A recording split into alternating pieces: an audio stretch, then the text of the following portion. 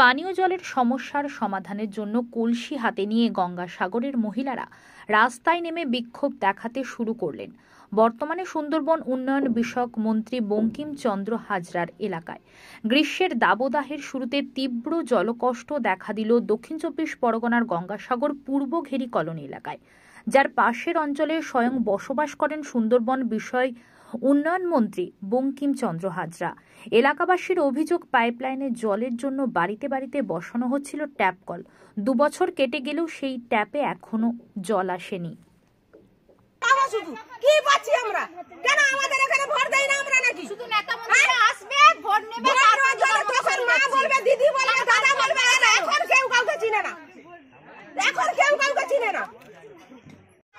আমাদের 250-300 ঘরে একটা টিউবওয়েল দিয়েছে, জল পাই না আমরা।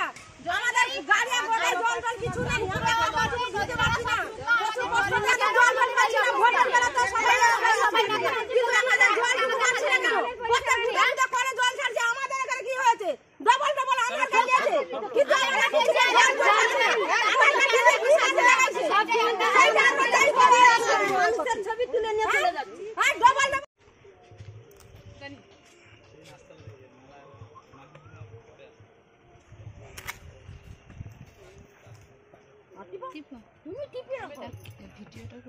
শুধু গঙ্গাসাগর নয়, ওইখানে আমাদের 2টো নলকূপ আছে, তবু নলবাহিত যে জল প্রকল্প, সেই জল প্রকল্পের সব জায়গায় সঠিকভাবে জল যাচ্ছে না। কেউ অসাধু উপায়ে কিছু পাম্প চালিয়ে জল তুলে নিচ্ছে। এছাড়াও আমাদের বিভিন্ন জায়গায় যেখানে নলবাহিত জল প্রকল্প হয়েছে সেখানে সঠিকভাবে জল যাচ্ছে না। এসব অসুবিধা আছে, ধীরে ধীরে অসুবিধার উত্তরণ হবে। তবে ওই এলাকার মানুষদের মধ্যে যে ক্ষোভ জন্মেছে সেটা স্বাভাবিক। তবে অতি শীঘ্র আমরা এজেন্সি এবং ডিপার্টমেন্টের ইঞ্জিনিয়ারের সঙ্গে কথা বলে যত দ্রুততার সঙ্গে এই ব্যাপারটা সমাধান করা যায় তার জন্য আমরা সচেষ্ট আছি। আপনার নাম? আমি সন্দীপ কুমার পাত্র, vice chairman, Gangasagar Bakkhali development authority. যে আধুনিক সমাজেও যে মানুষজন এখন পানীয় জলের সংকটে ভুগছে, যেখানে সেন্ট্রাল গভর্নমেন্ট জল জীবন জল মিশন প্রকল্প করে বাড়ি বাড়ি জল পৌঁছে দেওয়ার ব্যবস্থা করছে, আর সেখানে এই রাজ্য সরকার পাইপলাইনের কাজ কমপ্লিট করেছে, কিন্তু জল এখনো ছাড়েনি, সবই কাটমানি খাচ্ছে।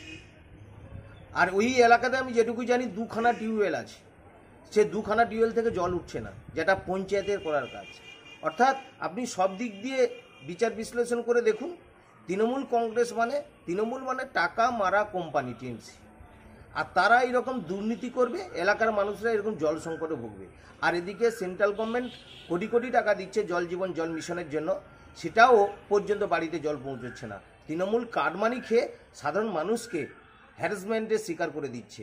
এর জন্যই তৃণমূল সরকার উৎখাত হওয়ার প্রয়োজন আছে, সেটা এলাকার মানুষ বুঝে গেছে, যে কারণে তারা আজকের বিক্ষোভ দেখাচ্ছে।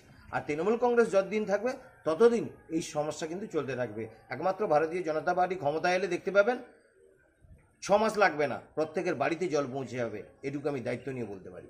আপনার নাম? পরিচয়? অরুণাভ দাস, মথুরাপুর সাংগঠনিক জেলার হ্যান্ডলুম অ্যান্ড ওয়েভার সেলের কনভেনার, ভারতীয় জনতা পার্টি।